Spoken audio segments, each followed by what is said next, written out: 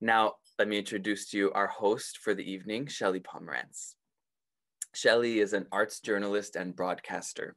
She is the host of Writers Unbound, a new series about Montreal authors and their books, currently airing on MaTV, and also hosts an online poetry series in English and French for the Centre des Arts de Stansted in the Eastern Townships. She has delivered talks and conducted interviews for a number of Montreal libraries and festivals, as well as for Les Grands Ballets Canadiens. She works as a programmer for Blue Metropolis Literary Festival and writes the English column for Montreal Centre-Ville magazine. From 1982 to 2003, she was a presence on CBC Radio as an arts reporter and as host of the program Art Talks and All in a Weekend, and has also contributed the occasional radio piece to NPR and VPR in the US. So without further ado, let me pass you on to Shelley. Hi, Shelley. Hi, Daniel. Thank you very much. It's so nice to be here for this event and to see all these people who are arriving on the screen. How to introduce Linda Leith. She's such a significant figure in this city's literary life, whether English, French, or multilingual. In reading her latest book, the memoir, A Girl from Dream City, A Literary Life, I discovered things about Linda and her involvement in so many literary organizations, some of which I wasn't even aware of. So they're the organizations that she's founded. First, Blue Metropolis International Literary Festival, which she put on the map and directed for about 11 years, followed more recently by Linda Leith Publishing, which puts out works in both English and French. But she's also been involved over the years with QSPEL and QWF, the Quebec Writers Federation, with Matrix Magazine, Véhicule Press, and I'm sure there are others I don't even know about. And you can't help but admire Linda's drive, her energy, and her confidence. And now with this memoir, The Girl from Dream City, Linda Leith allows us to look into her past, to see where she came from and what made her who she is. And before I welcome Linda, I'd just like to say, I guess there's a copy at the library. Maybe they're going to need more than one copy. And if you can't wait to get hold of the library copy, Paragraphe Books has signed copies of the book, and this is what it looks like. So there you go. And now, with no further ado, welcome Linda. There you are. So, is your mic open, Linda? No, there we go. Okay, good. Okay, hi Shelley. Hi, nice to see you. Nice to see you too. Linda, you grew up in a household where many things were never discussed, where you learned to keep silent, you learned to keep things to yourself, and now you've gone and done something that's totally opposite. You've written it all down for the world to read. Was it a challenge for you to reveal yourself in that way? It was, yes, it was definitely a challenge. It was a challenge because, first of all, I had to reconstruct so much that from those days when nothing ever was discussed.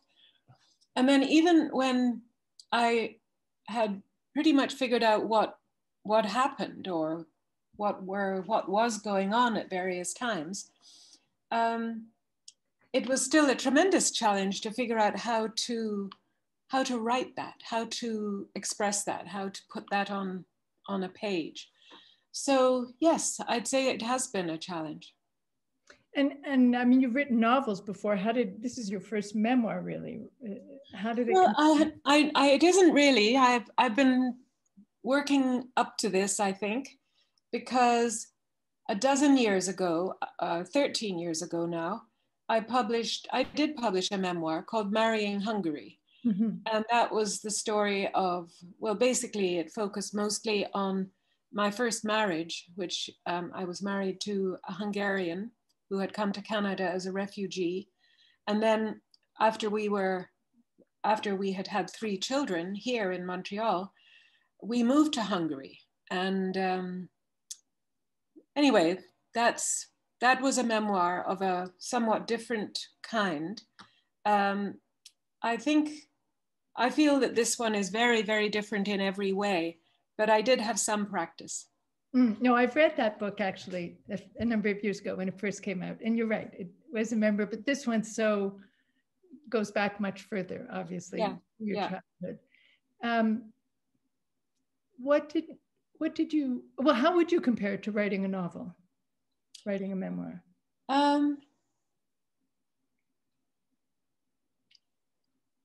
When you write a novel, you have a great deal of freedom.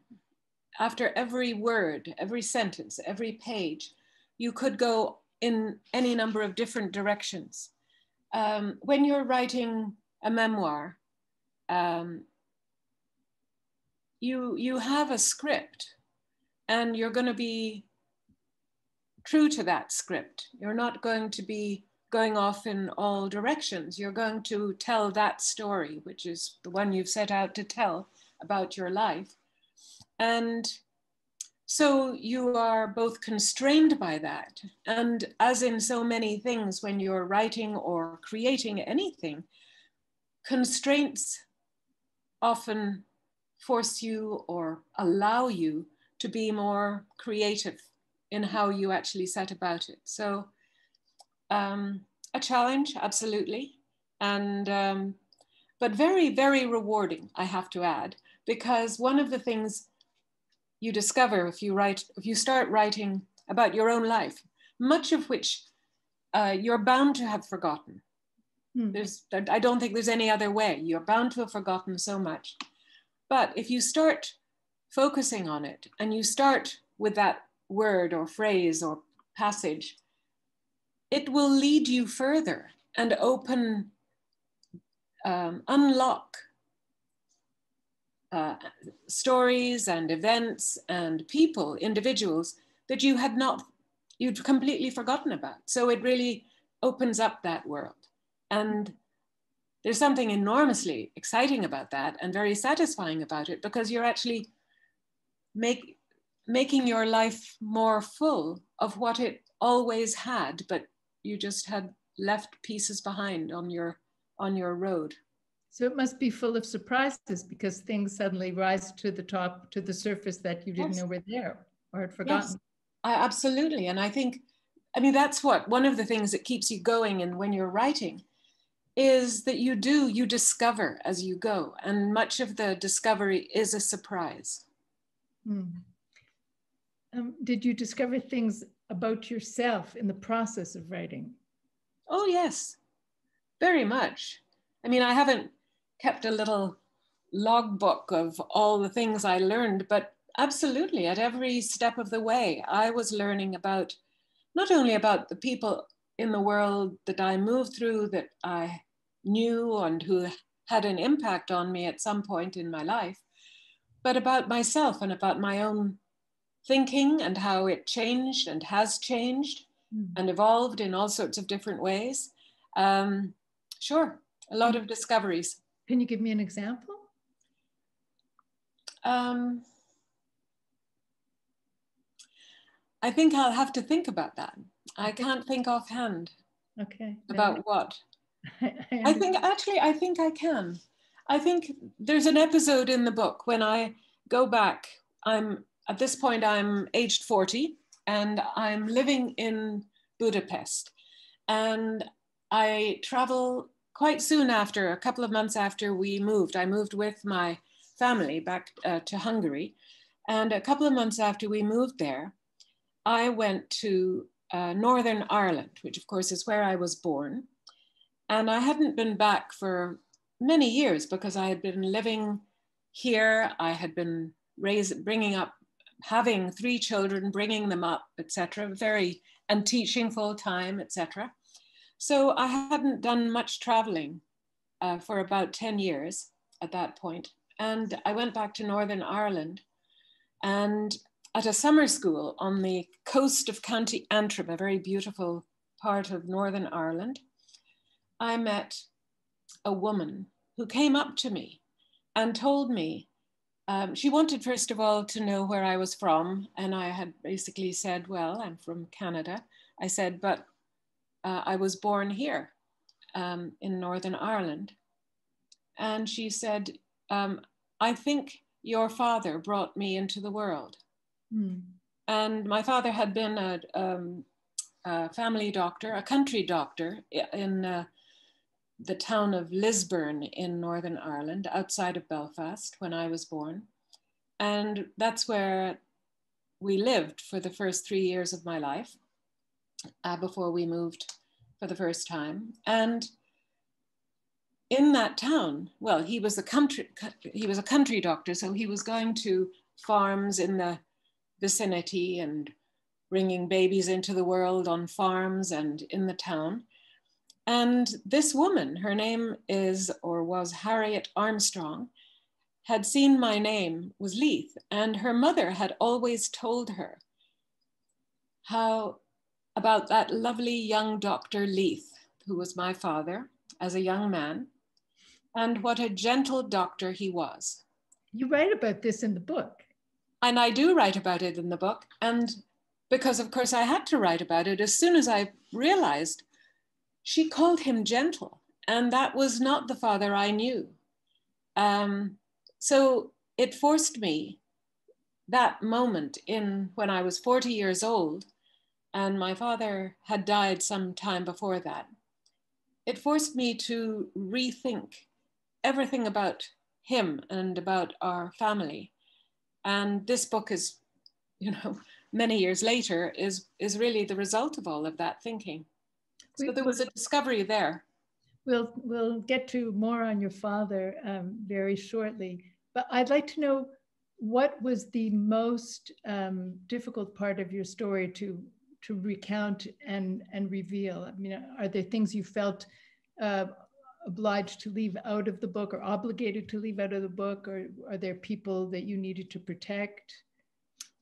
No, I think at some point I had written a manuscript that was substantially longer than the book that you have read. And the publisher has a series of books that they call the Regina series, or the Regina collection. And they wanted books of a certain length and not longer. And fair enough. So they asked me to cut 15,000 words, which that was a big rewrite. So yes, that was very hard. And it meant that there were things I simply had to cut out because I still wanted to tell the same story, but it had to be done somewhat differently. And some, the truth is on the cutting room floor, I think they say. Mind you, you've left some of it in the book. I've left as much as I could. I actually, a lot of what I cut was from the end, because it basically ends very soon after I leave Blue Metropolis. And there had been more, and maybe that'll be another book one day. Aha. It's interesting that people often, I think, wait until certain people have died before they write their memoir. Is that the case for you? Could you have written this book earlier, or did you need to wait to write it now? No, I don't think that I would put it very differently, and it means something different. And that is that I don't think that I could have written at all, whether it was this book or any other book, while my father was alive. He was a very powerful presence, and I know, I'm not the only one who's found that. And I think it first occurred to me, I think, that the same was true of me when I read Virginia Woolf said that, and she had a very powerful father as well. And I think perhaps, anyway, there have been other writers who have had the same experience. And so difficult as that was, and it took me many years to get over my father's death. I think that it was also a liberation. You've led me right to my next question, Linda. Oh, good. I was really struck when you write about your father's death, you kind of drop it like a bomb, but I mean, maybe you experienced it like a bomb because it was quite sudden. You write, and I'm quoting you here, "I was devastated by grief, by disbelief too, and regret, and a sorrow I could not imagine ever emerging from. In some ways I never have." And then you stop there. You don't really say more about it than that, which really surprised me because I felt as if I was missing something. Here was a man who belittled you and tormented you and rejected you for decades. I mean, in a way, I understand you had profound grief because maybe you never had the connection you wanted with him, but you don't tell us why the grief was so profound. Maybe we're supposed to imagine it, but that's my question for you. Why was the grief so profound? I think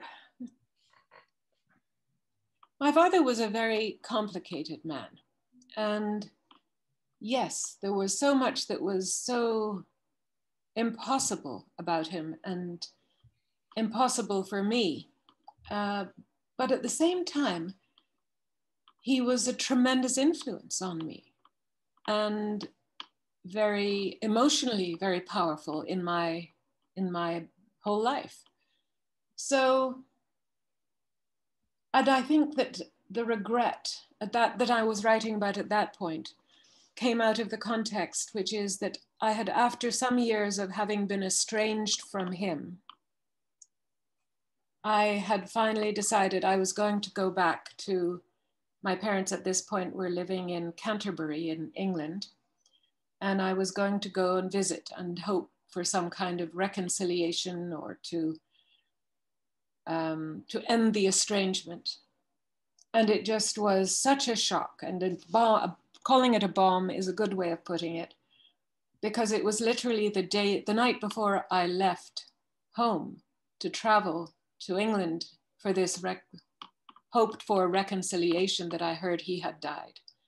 So that was part of the regret, that it was that cruel timing. Are you aware that you place it like a bomb on the page and you kind of leave it there? I think that's because that's exactly how I experienced it. Okay. And there was no predicting it. There was no knowing. My sister was traveling at the time and had to cut a holiday short because of it. It was none of us had any idea this would happen. My mother came home one day and from shopping, and he had died. He was sitting in his chair and he had died, and that was it. So it was a great shock. Your father's name was Desmond, and you refer to him that way in the book. At the very end of the book, you write, "Desmond never talked about what had happened. It wasn't until the turn of this century that Nan," that's your mother, "told me about the crisis they had lived through in the early 50s and about Desmond's history of mental illness. She," and I quote you here, "filled in the missing piece of the puzzle." What was the missing piece? Well, the missing piece was that he had been mentally ill. And that you were never told. And this was never discussed, never mentioned, never explained. Nothing ever was said. But so, when you're a child, you're aware of things without having the words to express them or even to ask a question about them. But you're aware that there's something going on. And that was the great mystery. And that took such a long time to piece together. You have all this incredible drive, confidence, ambition, and I use that in the most positive meaning of that word. Where does that come from? I mean, your parents didn't exactly encourage you. They seem to try and thwart you very often. Was it a reaction to them, or kind of, "I'll show you," or was it because of seeing the things that your father accomplished? Because in spite of the difficulties he might have had, he accomplished many things. There was certainly never any wish to show anyone. That never entered into my mind at all.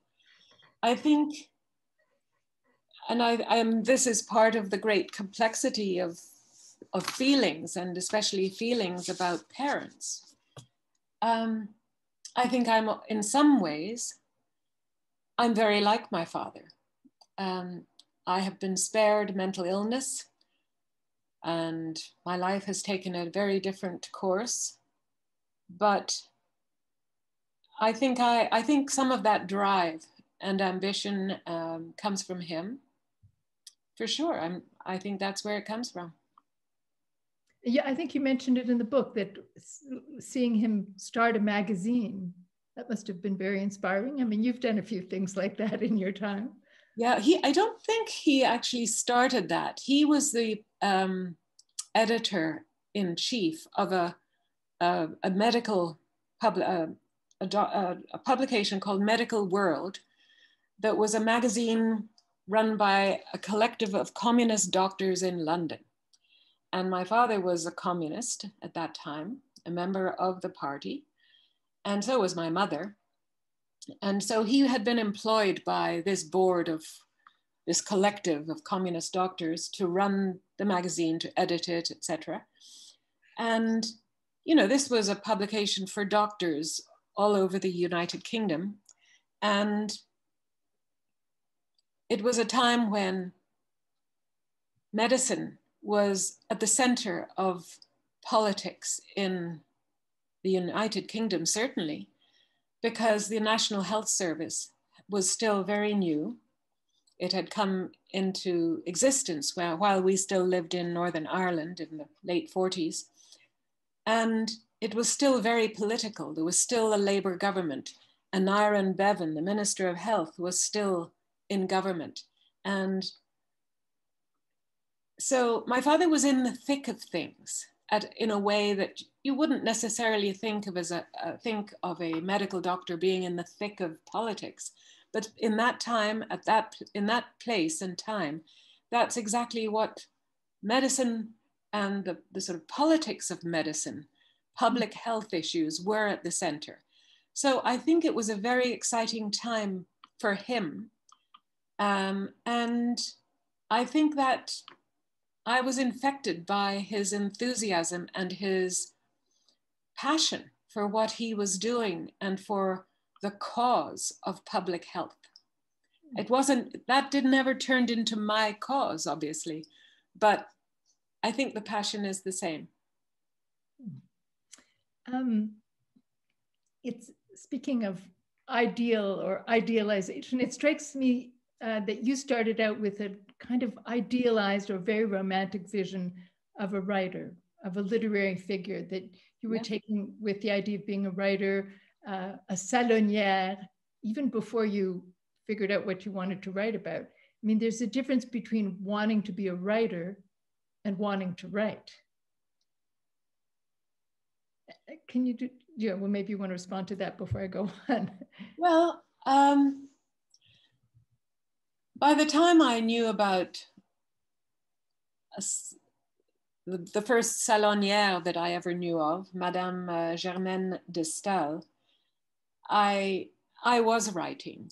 I had been writing when I was in high school. I was writing poetry mostly, a few prose pieces, and several of them got published, both in school publications and in what was the local paper on the West Island at the time, the News and Chronicle.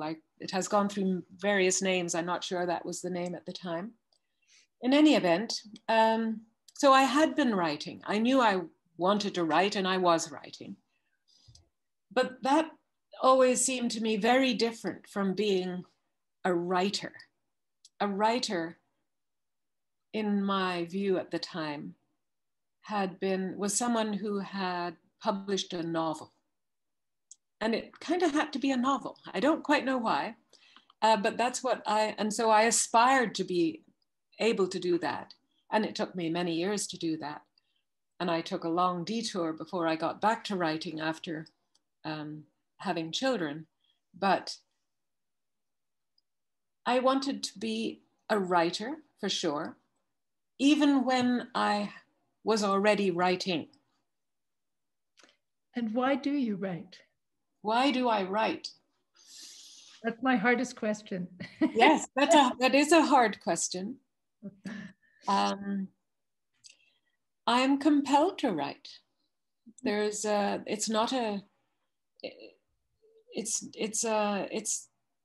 kind of irrational. It's what I am most interested in doing. It's what I do even when I have no time for it. And mostly I have no time for it. And I do it anyway. It's impossible to write. And I do it anyway. Early in the morning, often. Often, yes, in the corners of my life, when nothing is happening, no phone is ringing, no emails are coming in, and the whole world is quiet. That's my best time for writing. Mm-hmm. As I mentioned at the beginning, you've really been a driving force in helping to build this literary community we have, particularly in English Montreal. And you've been involved in all these literary organizations. It's really very impressive. But let's take Blue Metropolis, for example, which is an international literary festival. It's also very important to local writers.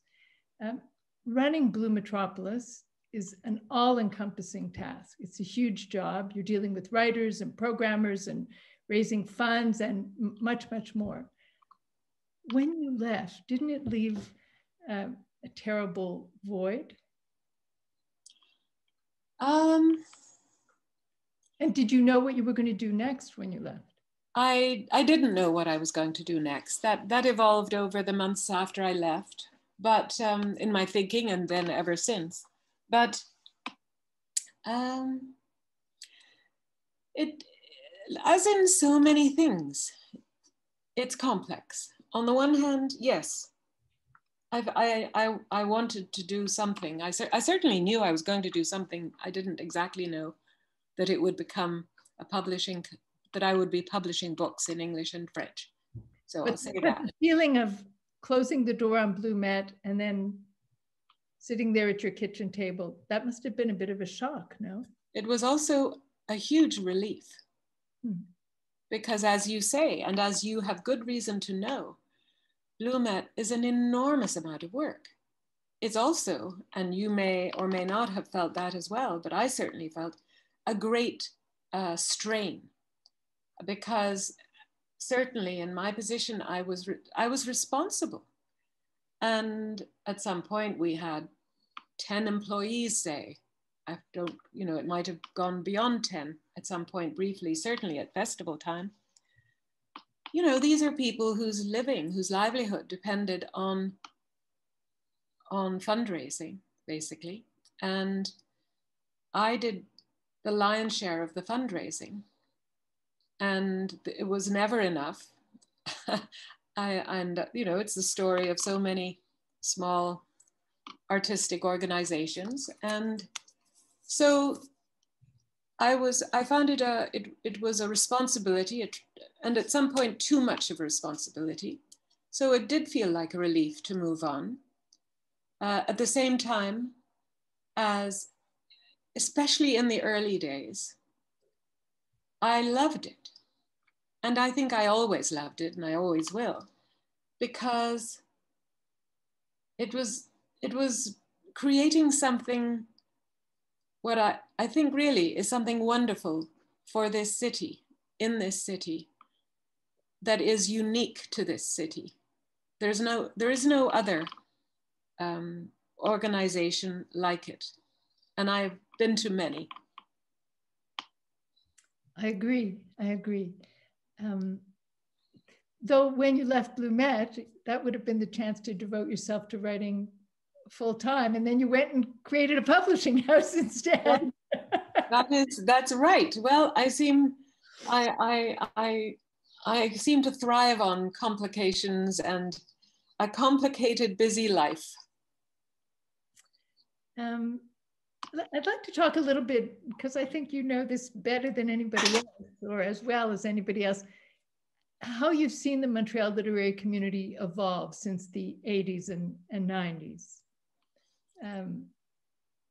Well, it has evolved spectacularly, I have to say. And I think that's obviously, it's partly, I mean, there's no doubt at all. It has to do with the members of the community. We have a fantastic and amazing literary community here. Extraordinary writers, extraordinary readers, extraordinary interest in our literary world. And you're talking about English and French, I'm assuming. English and French, English and French. Yes. I think that the English side has evolved in the most spectacular way, because it was really when I first appeared in the middle of, you know, a gathering of writers in this city, and was meeting writers and interviewing writers and getting to know the scene. It was in the doldrums. It was not an exciting place to be a writer. It was a place that some of the writers here actually talked about it as being, it's a great place to be a writer because nobody is ever going to bother you. You've got nothing except your work. And which is one point of view, but writers need stimulation, and they need readers, they need reviewers, they need people to be interested in what they're doing, other writers to be interested, to exchange with, to learn from, a public to meet, etc. And that was, there was not nearly as much going on as there should have been for a community this size. There were already lots of writers and lots of good writers, but there wasn't a scene in the same way that I think you can really talk about one in the last 20 years. And it is in the last 20 years that it completely changed. And it changed not only because of all that, the members of this community, but because of what we put together. And that means Blue Metropolis. That means Quebec Writers Federation, which is a model of its kind and brilliantly goes from strength to strength. So there was no such thing in the 1980s. There was the Writers Union of Canada based in Toronto, and there were a few local members here, but there was no scene. And it was a very depressed period in the 80s and 90s. And then it gradually changed. I mean, even so, the disadvantages of being an Anglo writer in Quebec they're kind of obvious. But what are those advantages? I mean, you mentioned in a way we're kind of off the Canadian map to some degree. Yep, that is still perhaps inevitably true, geographically, sociologically, politically, etc. But I think that it is more and more possible to see it in a positive light, and to see ways out of it, as it were. First of all, the internet, the whole online world, didn't exist in the 80s and is something relatively new, and it allows a kind of contact with the rest of Canada, the rest of the world that was unthinkable 40 years ago. I mean, would you say that English language writers are thriving here now? The challenge, I think, for artists in Montreal and writers, certainly among them, maybe mostly, I can't speak to all the different challenges, but I think that the challenge is to make it work financially. And that's hard. And that's harder than ever, I'd say now. The pandemic has certainly made things worse, with both for publishers and writers and for theater people and for all kinds of other arts organizations, as well as restaurants and other kinds of people in the world. But certainly for the literary community, no doubt. What do you think about the current state of the Anglo-Franco relations in the writing community? Is that something that's that among publishers, translators, writers, do you think that that's improved, that relationship? I think we know one another better than much better than we did. And so absolutely, things have changed dramatically. When I, with two other Montreal writers, Anne Charney and Mary Soderstrom, organized a literary event in French and English in 1996 called Write pour écrire. We knew of no other literary event or events or series of events of any kind in this city or anywhere taking place in French and English. And that event was a huge success. It was a one-off, one single night, Halloween night. And it was a year after the last referendum on independence. The room was packed, standing room only. And people, Francophones, Anglophones, Allophones, everyone under the sun. And it showed there was an audience for events in more than one language in this city. And Blue Metropolis emerged out of that experience.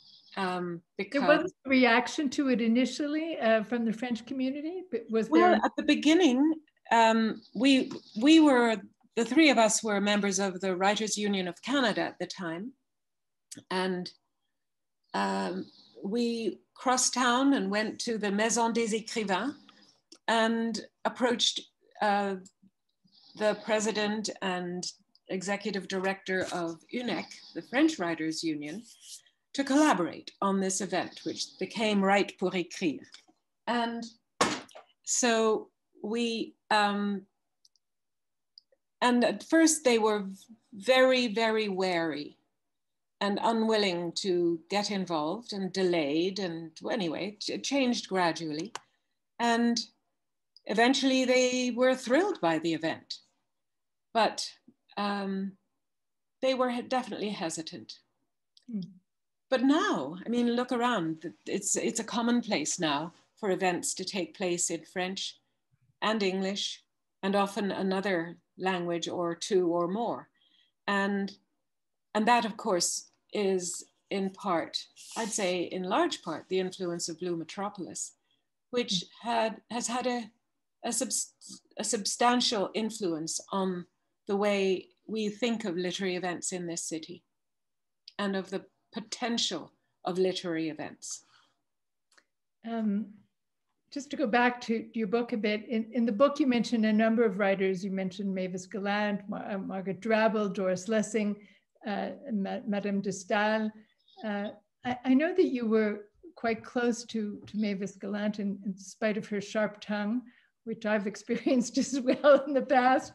Of those writers that I've mentioned, who do you identify with the most? Who is the most important to you? Mavis Gallant became a friend and was certainly a mentor to me. And I have had and have boundless admiration for her work as a fiction writer and essayist. And I think she has to take that prize. Posthumously, but better late than yes, never. Indeed, absolutely. It is posthumous, sad to say. but I was in touch with her for many years, and so yes, great admiration, and still, as I say, you know, I still, whenever I read any of her, reread some of her stories, the same thing. And you know, one of the things that got me started in terms of Mavis is, in the 70s, I was reading the stories she was publishing in sort of 75, 76, and a few years after that, her Montreal stories about a character she calls Lynette Muir. And I thought those were the best stories I had ever read that were set in Montreal, basically the best stories, Montreal short stories I'd ever read. And I still think that. I think they're brilliant stories. And so that she got me started on those. And I still, if I go back to reading one of those where she comes back, she had been born in Montreal and then she came back during the war, about 1940. And she said, you know, my life was my own revolution. And she has a wonderful paragraph about how she returned to Montreal having gained her freedom from the constraints of childhood and adolescence. And I thought that was very stirring stuff. Maybe related to it powerfully. I did. In fact, you know, that's one of the things you discover as you go, is that I think that it was only recently rereading that very passage about my life was my own revolution that I decided my life was my own revolution as well. And that I had read that with such delight without actually relating it to myself. But I can now do that. Yeah, that's Mavis Gallant's gift to you. It is.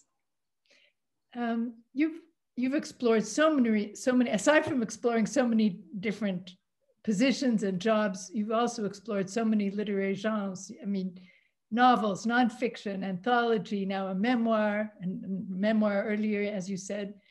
You've been an editor, a translator, a festival director, a publisher, a teacher as well. I had forgotten about that. Is there anything you haven't done or anything you'd like to try your hand at? Radio. Oh, you'd be very good at it. I actually, you know, I'm of a generation that grew up with radio long before television. And when we lived in Switzerland, well, already when I lived in the UK, I was listening to the BBC with my mother especially. There was a program called Listen with Mother. And, but then we moved to Switzerland, and it was the time, this was 1956, it was the time of the Hungarian Revolution, it was the time of the Suez Crisis, that previous Suez Crisis. And so BBC World News was on all the time, news of all these earth-shattering developments. And I got very used to listening to radio, and I love radio. And so, yeah, I've always thought I'd love to do radio. So I don't think I will, but I do. That would be the one thing. How about the Linda Leith podcast? The Linda Leith podcast. Well, you never know. It's the closest thing to radio. It's the closest thing. And there you go. And in terms of writing, what's next in terms of writing? Well, I've got something, whatever it turns out to be, in an embryonic state, and we'll follow it through over the long process of shaping writing into a book.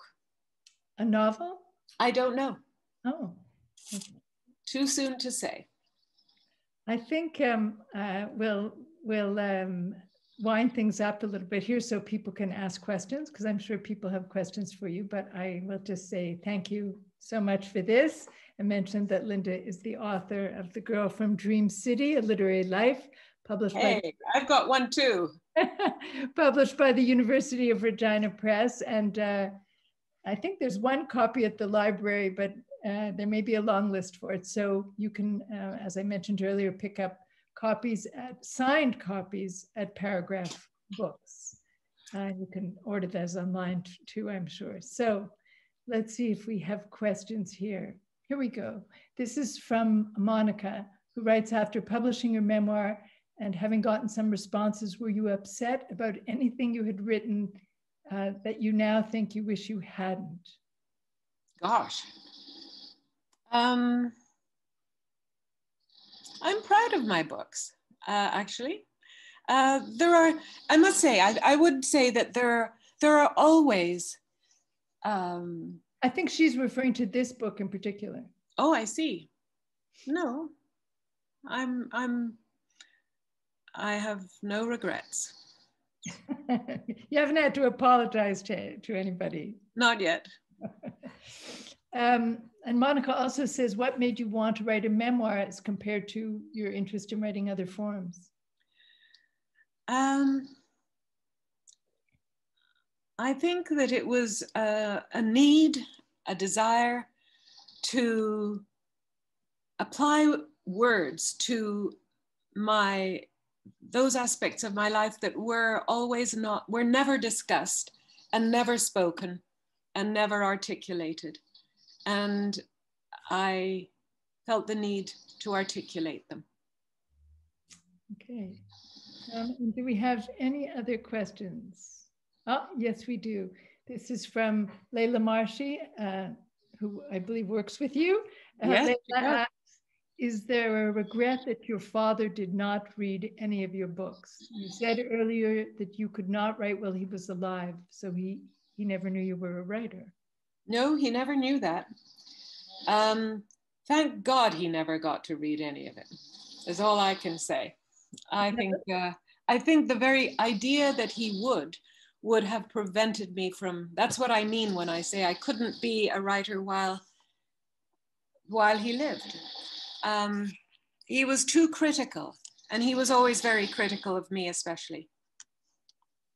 You think you couldn't have withstood the criticism? It would have,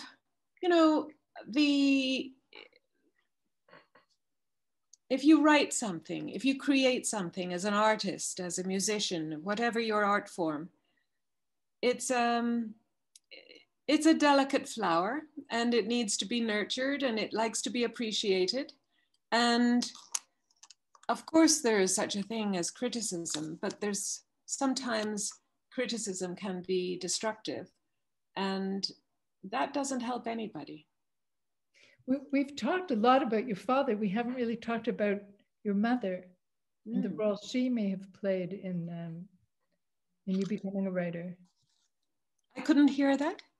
I said the role that your mother may have played in your becoming a writer. Well, I don't think she played a role in my becoming a writer, other than being a really wonderful character to write about. But no, I don't think so. You see, my father was a writer, and they were both great readers. So that's the basis.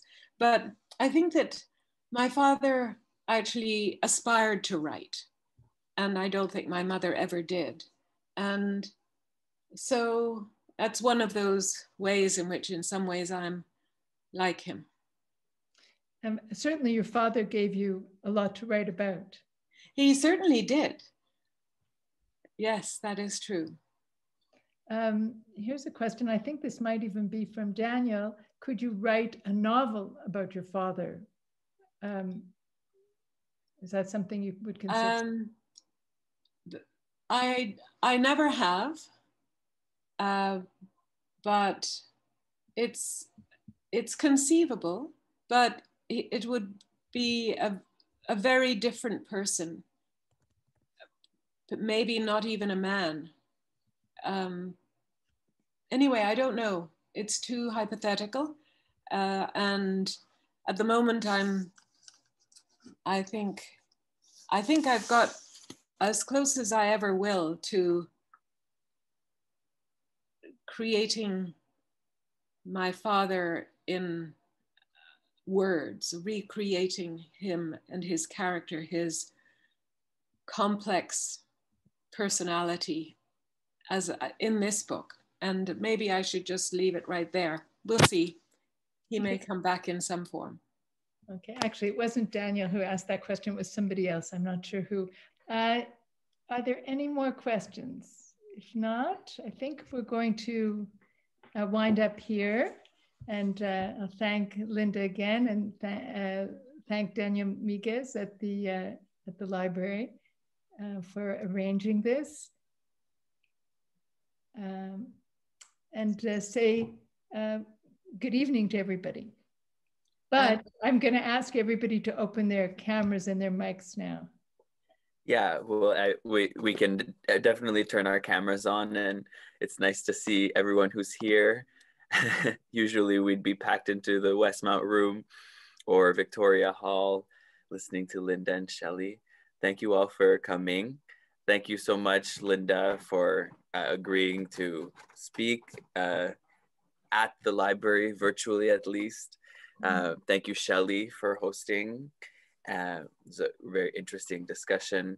I also want to thank Paragraphe Bookstore in Montreal, who is a partner in this event. And so please, if you do wish to have a copy of The Girl from Dream City, like I do as well, you can go on the Paragraphe website and you can purchase copies signed by Linda herself.